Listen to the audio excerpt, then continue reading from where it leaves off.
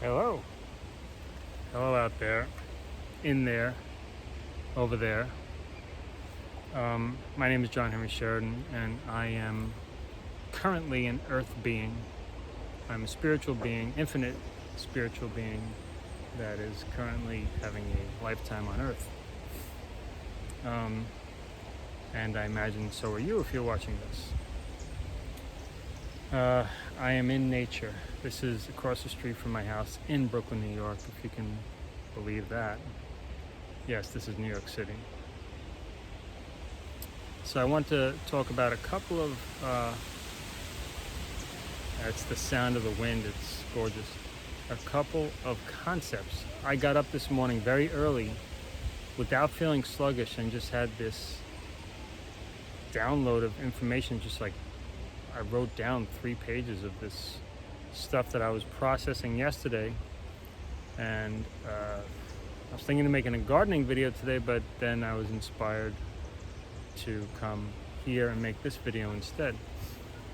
So the subject of this video or topic is our old outdated words, terminology, limiting our possibilities or limiting our thinking.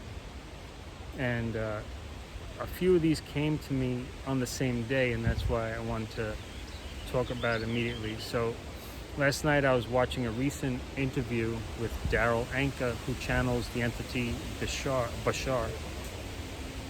I also channel my own entity, Washesh, which I am not public about, but I just went public with it. It's no big deal channeling. It's just something I do personally. I don't do it. I don't share it at large, but I can relate to Bashar in that way and Darryl's experience.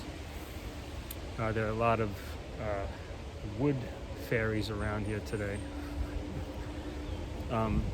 So anyway, Darryl mentioned that Bashar, he was talking on behalf of Bashar in a way, that there are some words in our vocabulary that are fairly inaccurate and therefore misleading, yet we still use them.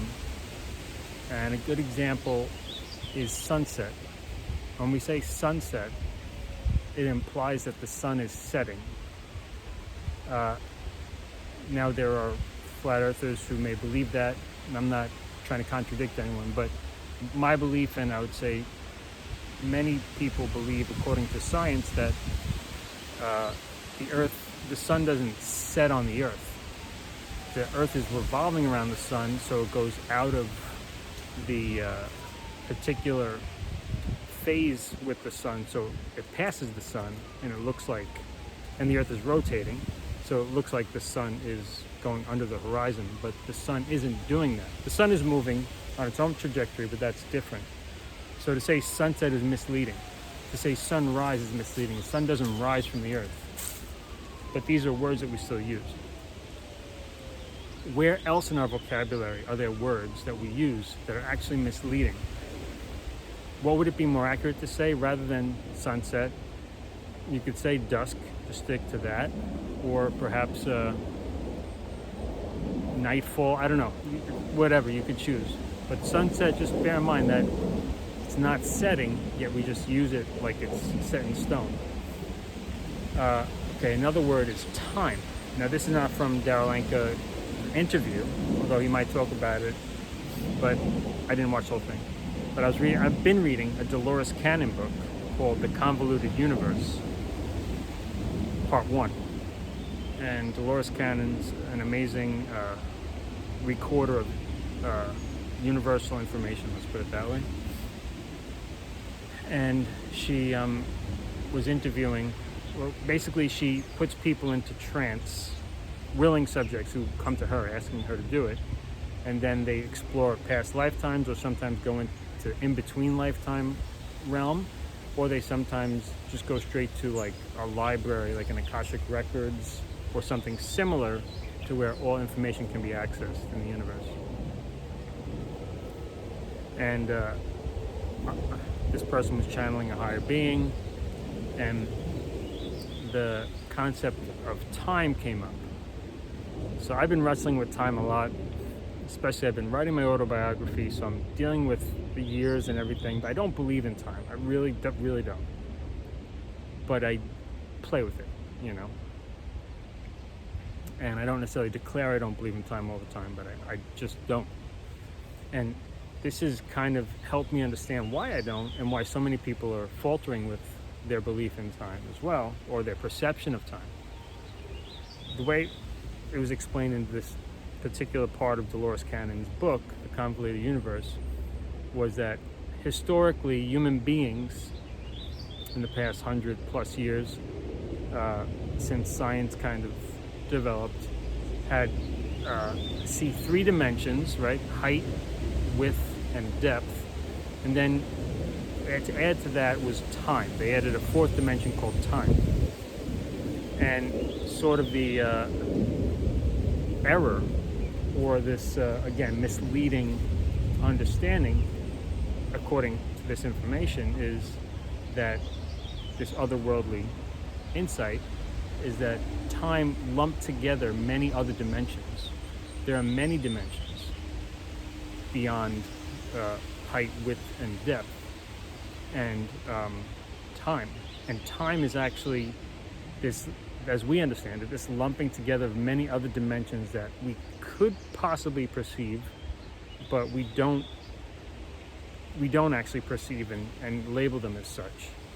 So that's why there are these weird anomalies with time, because time is not a thing. Time is a combination of multiple dimensions. If I'm sounding out there, it's okay. Just bear with me. So let me give you an analogy that came to me this morning. So imagine you have the rainbow. I'm not saying there are 7 dimensions, but let's just pretend for this analogy. So you have the rainbow, right? Roy G. Biv. Red, orange, yellow, green, blue, indigo, violet. So let's say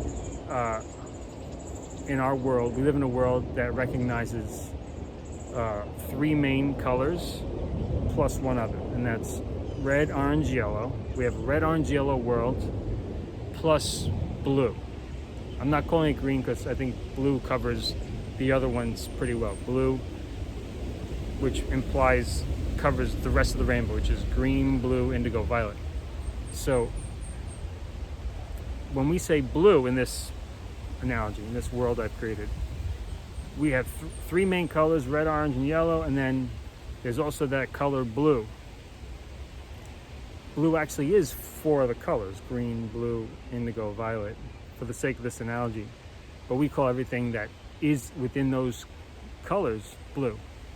So you can see where there's going to be some discrepancies and confusion. So it's similar. So we say in our world of dimensions, we have height, width, and depth, and then time. But time is actually a combination of a bunch of dimensions. So that's why it's not actually, it's not accurate. Let's say that.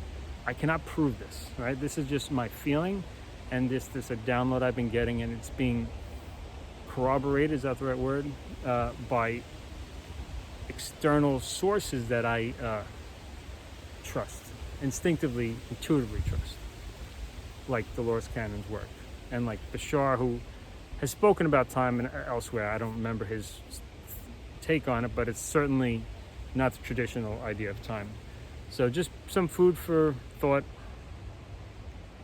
And speaking of food, I'm really enjoying gardening and eating the food that I create in my garden. So that's all for today. Hope this was a fun video. Philosophical, scientifical type of talk. All right. Enjoy your day.